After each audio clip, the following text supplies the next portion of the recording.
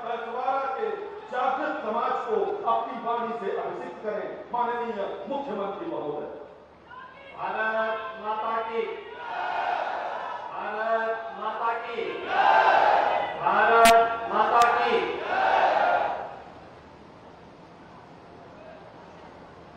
देश के प्रथम स्वातंत्र समर के अमर सेनानी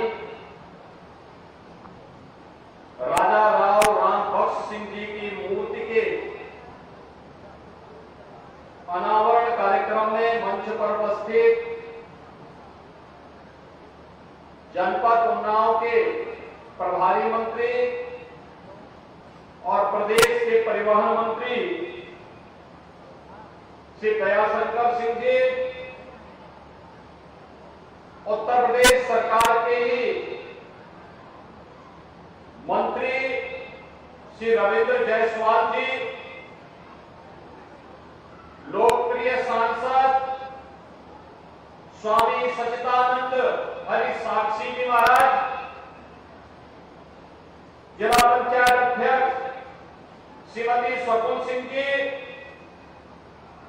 भारतीय जनता पार्टी के जिला के अध्यक्ष श्री अवधेश कटियार जी,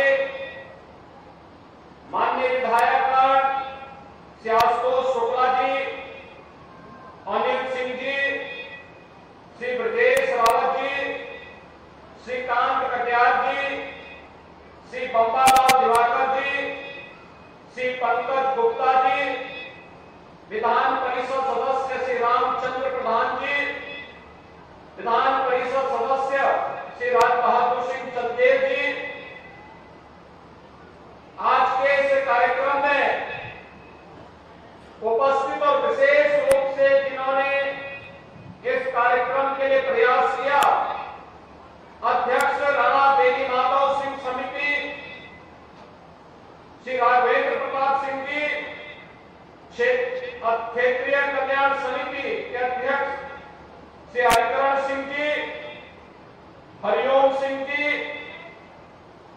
डोडिया खेड़ा के प्रधान श्रीमती शीला सिंह जी,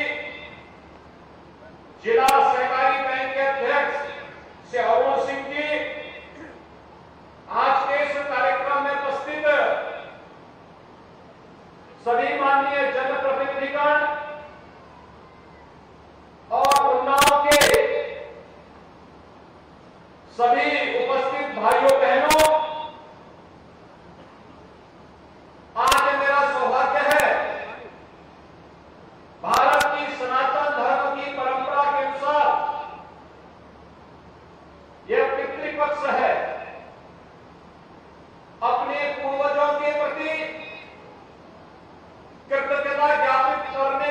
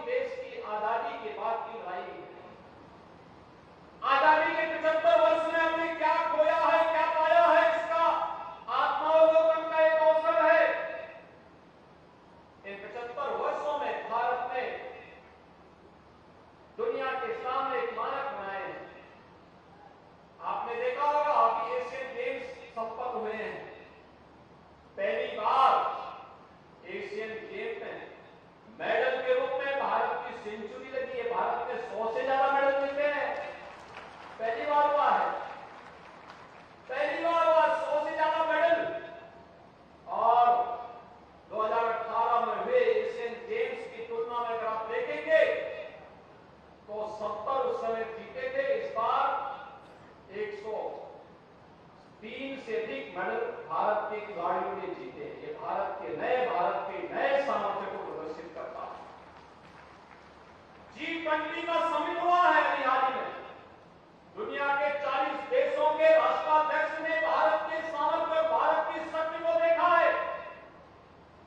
देश के अंदर 60 स्थानों पर 200 से अधिक सम्मेलन, अलग अलग पक्षों को, कोई युवाओं को, कोई महिलाओं को, कोई गरीब कल्याण को लेकर के, कोई टेक्नोलॉजी को लेकर के, कोई इनोवेशन को लेकर के, अलग अलग सम्मेलन देश के अलग, कोई टूरिज्म को लेकर के अलग अलग सम्मेलन देश के अलग अलग स्थानों पर संपन्न हुए। ये सभी कार्यक्रम इस बात के साक्षी हैं कि वास्तव में भारत ने एक शानदार यात्रा की, और इस शानदार यात्रा इस बात का भी द्योतक है, इस सदी की सबसे बड़ी महामारी के दौरान जहां भारत दुनिया के सामने गर्व के साथ अपने विकास की शानदार यात्रा को लेकर के आगे बढ़ रहा है, वहीं भारत से अलग होकर के दम भरने वाला पाकिस्तान आज 2 जून रोटी के लिए तरस रहा है। आप देख रहे होंगे 1 किलो गेहूं के लिए वहां कैसे मारामारी होती है। ये पाकिस्तान की त्रासदी है, लेकिन भारत विकास के नई ऊंचाइयों को प्रधानमंत्री मोदी जी की लीडरशिप में प्राप्त कर रहा है। G20 का सम्मेलन आयोजित हुआ तो नारी वंदन अभिनंदन अधिनियम भी भारत की संसद ने पारित किया। भारत की संसद ने राज्यों की विधान सभाओं में भी अब 33% आरक्षण की सुविधा महिला प्रतिनिधियों को स्पेशली मिलेगा। और भाइयों बहनों, इसके लिए भारतीय जनता पार्टी ने उत्तर प्रदेश के अंदर हर विधानसभा क्षेत्र में एक सम्मेलन आयोजित करने का एक संकल्प लिया है। प्रधानमंत्री जी के प्रति आभार व्यक्त करने, नारी शक्ति की ओर से प्रधानमंत्री जी का आभार। यह आभार इस बात को लेकर के कि नारी गरिमा का सम्मान करने का जो संकल्प है, उस संकल्प को लेकर के आगे बढ़ने का कार्यक्रम प्रधानमंत्री जी के स्तर पर। भाइयों बहनों, कोरोना जैसी महामारी के दौरान कितनी बड़ी लड़ाई लड़ी थी भारत ने। दुनिया के अंदर सबसे बड़ी आबादी का लोकतांत्रिक देश, अभिव्यक्ति की पूरी स्वतंत्रता, लेकिन अपने देश के अंदर 80 करोड़ लोगों को फ्री में राशन और 220 करोड़ वैक्सीन फ्री में अपने नागरिकों को देने का कार्य एक केवल भारत के अंदर हुआ है। भारत के अंदर अभी एक नई फिल्म आई है, वैक्सीन वार। वैक्सीन वार में आप देखेंगे भारत की शानदार वैज्ञानिक उपलब्धियों को रोक लेकर के भारत ने दुनिया के अंदर क्या मिसाल प्रस्तुत किया है। और मैं आह्वान करूंगा उन्नाव की धरती से कि भारत के खिलाफ षड्यंत्र करने वाले तत्वों को बेनकाब करने वाला, भारतीयता का एहसास दिलाने वाला, भारत के महान वैज्ञानिकों के द्वारा किए गए अनुसंधान और भारत को वैश्विक मानचित्र पर एक नया सम्मान दिलाने की नई गाथा का नाम है वैक्सीन वार। और वैक्सीन वार को लेकर के मैं तो हर विद्यार्थी से कहूंगा, हर युवा से कहूंगा, और एक बार इस फिल्म को जरूर देखें और भारत की वैज्ञानिक उपलब्धि पर गौरव की अनुभूति जरूर करें। उन षड्यंत्रों को समझें जो भारत और भारतीयता के खिलाफ किए जा रहे हैं। भारत और भारतीयता के खिलाफ षड्यंत्र करके कुछ लोग अपना उल्लू सीधा करना चाहते हैं। इन लोगों को समझने की आवश्यकता है, इन लोगों के कृत्यों को एक्सपोज किए जाने की आवश्यकता है, इन लोगों को दुनिया के सामने पूरी तरह बेनकाब किए जाने की आवश्यकता है। और वैक्सीन वार उस दिशा में किया गया एक प्रयास है, एक बेहतरीन प्रयास है, और उसमें जन समर्थन उन्हें प्राप्त होना ही चाहिए।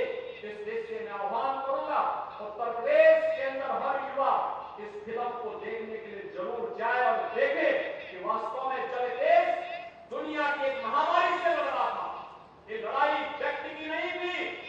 प्रधानमंत्री जी हमारे कैप्टन है, भारत के कैप्टन के रूप में जब भारत को लीड कर रहे थे, नेतृत्व दे रहे थे, तब कुछ लोग कैसे दुष्प्रचार करके इस लड़ाई को कमजोर करने का प्रयास कर रहे थे, उनके